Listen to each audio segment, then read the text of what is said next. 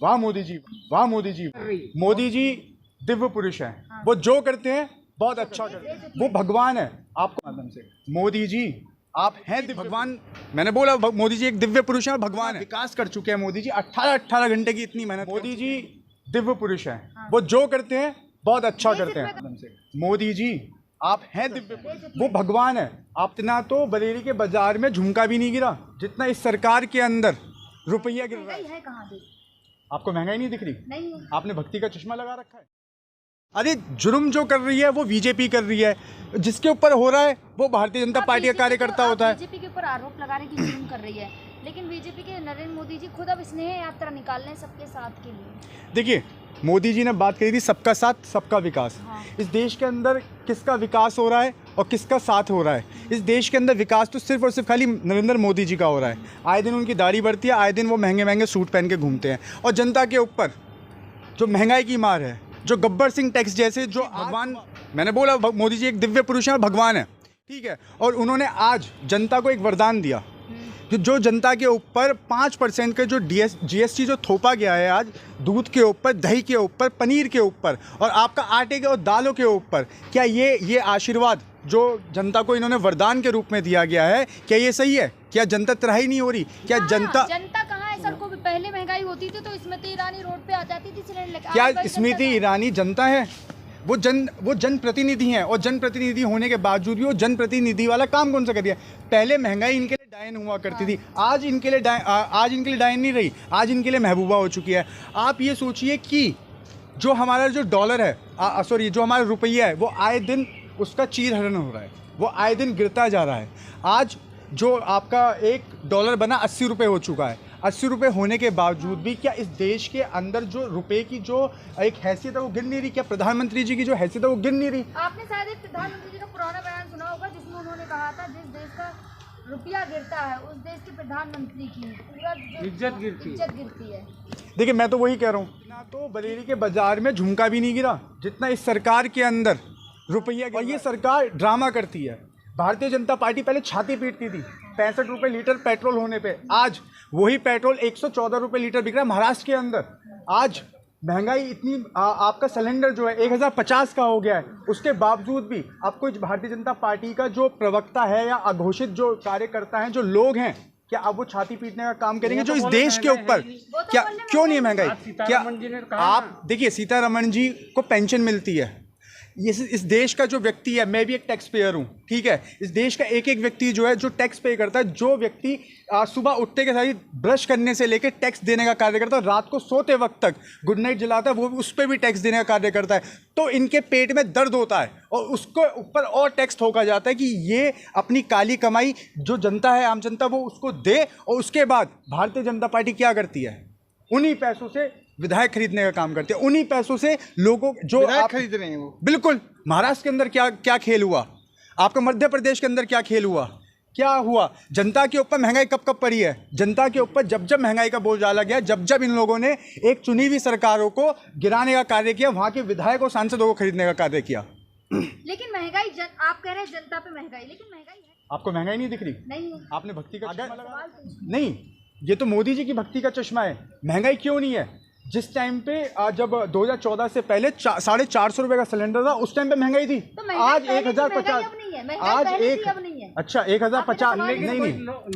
देखिए मैं एक बात कहना चाहता हूँ, दिव्य पुरुष है, वो जो करते हैं बहुत अच्छा करते हैं। देखिए जो वो करते हैं अच्छा करते हैं, वो भगवान है। देके गए होंगे, जनता को भी आशीर्वाद देके गए हैं, मुझे भी देके गए हैं जी। कोई जनता बाहर रोड पे तो नहीं उतर रही ना महंगाई के लिए? अरे जनता रोड पे उतरेगी कहाँ से? जनता को तो झूठे जुमलों में फंसा रखा है, जुमले नहीं, मास्टर स्ट्रोक के अंदर, क्योंकि अब जुमला बोलना भी बेकार है उनके लिए। झूठे जुमलों की बात कर रहे हैं और सरकार एक तरफा सरकार बना के जीत रही है भाजपा। देखिए भाजपा एक षड्यंत्र पार्टी है जो एक षड्यंत्र रचने का कार्य करती है। भाजपा जो आप कह रहे हैं सरकार बना रही है, उनको जनता वोट नहीं दे रही, उनको ईवीएम वोट दे रही है। वहीं एक नई डिक्शनरी लॉन्च हुई है जिसमें कई ऐसे शब्द हैं जिन पे अब बैन लगाया गया कि आप नहीं बोल सकते। देखिए आप एक बात बताइए, लोकतंत्र की खूबसूरती क्या होती है? अटल बिहारी वाजपेयी खुद बोलते थे कि सत्ता को और विपक्ष को साथ लेके चलने से ही इस देश का विकास होगा। आज के समय में मोदी जी अपने आप को इतना बड़ा भगवान मानते हैं कि वो अपनी आलोचना नहीं सुनना चाहते। वो अपनी जो लोग हैं अगर उनके बारे में कुछ बोल देते हैं तो उनके ऊपर केस कर दिए जाते हैं। अगर विपक्ष का नेता कोई खड़ा होकर उनसे सवाल करते तो उसको सीबीआई और ईडी का डर दिखा देते हैं। और वहीं आम जनता में से कोई व्यक्ति खड़ा होके उनके खिलाफ बोलने का कार्य करता है तो उस व्यक्ति के ऊपर एफआईआर दर्ज करवा के उसको जेल के अंदर डाल देते हैं। मैं तो ये कहना चाहता हूँ आप सभी के चैनल के माध्यम से, मोदी जी आप हैं दिव्य पुरुष। आपकी एक आंख से पाकिस्तान डरता है और आपकी अभी दूसरी आंख बंद है, जिससे चाइना को आप लाल आंख दिखाने वाले हो। कृपया करके उस निदिया से उठिए। ये जो महंगाई का जो आप डेली उठ के जनता को वरदान देने का कार्य करते हैं, इसको मत दीजिए। आप जनहित में काम करिए। अगर कोई भी other party, Bharatiya Janata party के अलावा कोई पार्टी अगर जनता के हित में कार्य करने का काम करती है तो मोदी जी कहते हैं रेबड़ी बांट रहे हैं। अरे रेबड़ी कौन बांट रहा है भाई? आप अगर आपको रेबड़ियाँ लग रही हैं तो कृपया करके सबसे पहले आप पेंशन छोड़ने का कार्य करें। आपके पास पेंशन नहीं है अग्निवीरों को देने के लिए, आपके पास युवाओं को देने के लिए रोजगार नहीं है। पर सारे तभी तो अग्निवीर लाए कि 4 साल बाद रिटायर होंगे तो नई जॉब मिलेगी, युवा को मौका मिलेगा। देखिए, ये देश के अंदर पहली बार होगा कि बाप तो नौकरी कर रहा होगा, जवान लड़का रिटायर्ड बैठा होगा। ये देश में पहली बार ही होगा। और देखिए ये कर सकते हैं, ऐसे सारे काम मोदी जी ही कर सकते हैं। और इतना विकास कर चुके हैं मोदी जी, 18 घंटे की इतनी मेहनत कर चुके हैं।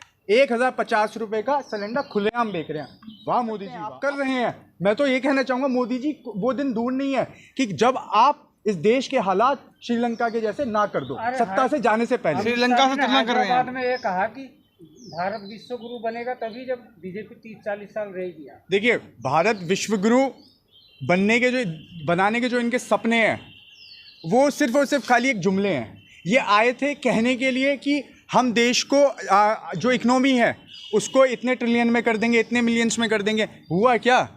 नहीं हुआ ना। देश को सिर्फ और सिर्फ खाली बर्बाद करने का कार्य किया, सिर्फ देश को नीचा दिखाने का कार्य किया, इस तरह उठा दिया है उन्होंने। अरे आप एक बात देखिए, लुलु मॉल के अंदर जो इन्वेस्ट करने आए थे वो मुसलमान आए थे। सऊदी अरब का बहुत बड़ा एक व्यापारी था जो आया था, अब उसको भी हिंदू मुसलमान के अंदर डाल दिया। तो क्या आपको लगता है कि इस देश के अंदर कोई भी व्यापारी अगर आके सौगात देने की कोशिश करेगा तो क्या ये भारतीय जनता पार्टी और भारतीय जनता पार्टी के जितने भी समर्थक हैं उसको हिंदू और मुस्लिम में तब्दील ना करते? तो कहने का मतलब क्या है? उसमें लुलु मॉल में आप नमाज पढ़ोगे? अरे तो आप मुझे एक बात बताइए, नमाज पढ़ने वाले कौन थे? मुसलमान ही तो थे, हिंदू ही तो थे। आए नहीं आए, नाम सामने आए नहीं आए हैं? क्या आपने पढ़ी नहीं? जो रिपोर्ट आई है उसकी लखनऊ पुलिस की, उसमें साफ नाम आया है कि एक योगी है, एक पाठक है। नहीं, आप जो बोल रहे हो बीजेपी कहाँ कर रही है? वो तो अलग अलग जनता आके जो देखिए, बीजेपी के जितने भी समर्थक हैं, देखिए पहले आज़ादी से पहले जब देश का एक स्वतंत्रता सेनानी जब देश की लड़ाई लड़ने का काम कर रहा था आज़ादी के लिए, उस टाइम पे बीजेपी के जो संस्थापक हैं वो देश के अंदर नफरती राजनीति फैलाने का कार्य कर रहे थे और वही लोग देश को तोड़ने का काम कर रहे थे और हिंदू मुसलमान की बीच बो के घूम रहे थे। आज वैसे ही जब देश को मोदी जी, प्रधानमंत्री मोदी जी जब विश्वगुरु बनाने की बातें करते हैं और विश्वगुरु बनाने जब चलते हैं तो वहीं पे बीजेपी के समर्थक लोग देश के अंदर हिंदू और मुसलमान की नफरत फैलाने का कार्य करते हैं।